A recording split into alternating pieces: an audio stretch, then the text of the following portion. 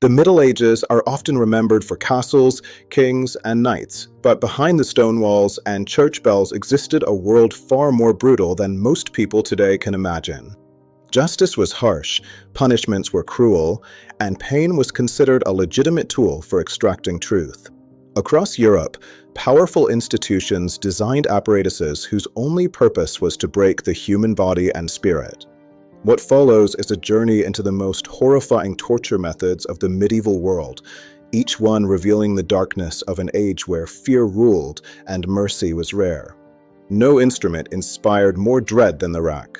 Victims were tied by the wrists and ankles as executioners slowly turned wooden rollers, stretching the body to unnatural lengths. Also known as breaking on the wheel, this punishment left victims tied to a large cartwheel raised high on a post, exposed to the elements for days. Iron chairs covered with hundreds of spikes awaited accused criminals. Once seated, the victim could not move without worsening the agony. Not all torture involved physical mutilation. The pillory locked victims by the neck and wrists in the center of town, facing insults and hurled objects. Medieval torturers were masters of non-lethal torment. Pouring water into a cloth over the victim's face produced the terrifying sensation of drowning. A wooden or iron casing was clamped around the lower legs, and wedges were hammered inside. Each strike tightened the device, causing unbearable agony.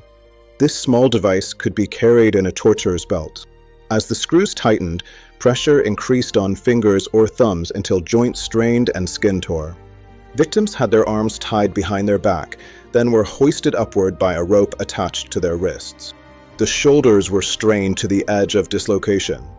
Hot iron seared letters, often the first letter of the crime, onto the skin. These marks followed a person for life, ensuring they never escaped shame or suspicion. While the famous spiked coffin is mostly a later exaggeration, medieval Europe did use enclosed iron chambers to terrify prisoners. Darkness, heat, and claustrophobia were torture enough. These methods reveal the brutal realities of an age where fear ruled and mercy was a rare commodity.